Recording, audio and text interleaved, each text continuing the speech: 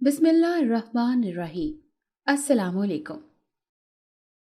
शाम के साए हर तरफ फैल रहे थे। दूर दूर के लोग अपनी अपनी मंजिल पर रवां दवां थे। तमाम लोग जल्द से जल्द घर पहुंचना चाहते थे। चिड़िया जल्द से जल्द अपने घोंसले तक पहुंचने की सही कर रही थी। ऐसे में वो वहां खड़ा तरस खाने वाली निगाहों की तवज्जो का मरकज बना हुआ था। उसका रिक्शा गर्त में अटा हुआ बिल्कुल ही टूटा हुआ मालूम हो रहा था। न जाने वो इतना साफ करने के बावजूद भी इतना गंदा क्यों हो जाता था। वो दुख से रिक्शे की एक साइड पर बैठा उस पर नजर दौड़ाते सोच रहा था। दूर दूर तक उसे कोई राहगीर नजर नहीं आ रहा था। न जाने क्यों उसे अपनी किस्मत पर रोना सा आया। सुबह से एक सवारी भी उसकी तरफ मुंह न कर सकी। लोग आते और साथ मौजूद रिक्शों पर बैठकर अपनी अपनी मंजिल पर रवां दवां हो जाते।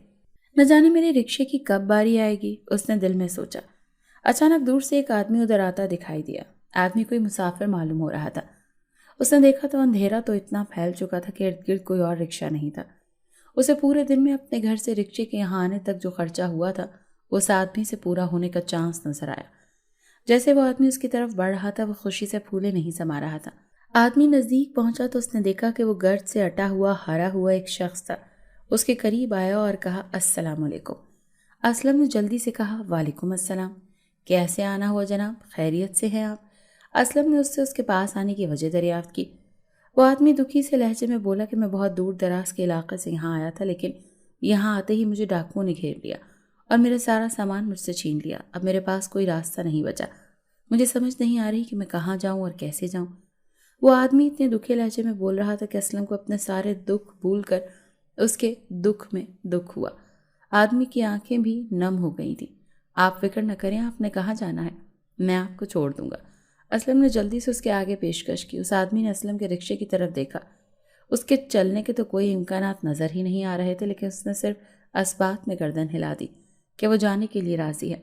उसने बताया कि यहाँ से थोड़ी दूर उसका एक रिश्तेदार रहता है, वो उसके घर जाना चाहता है। असलम ने जब जगह का एड्रेस पूछा तो वो उसके घर के थोड़ी सी पास ही था।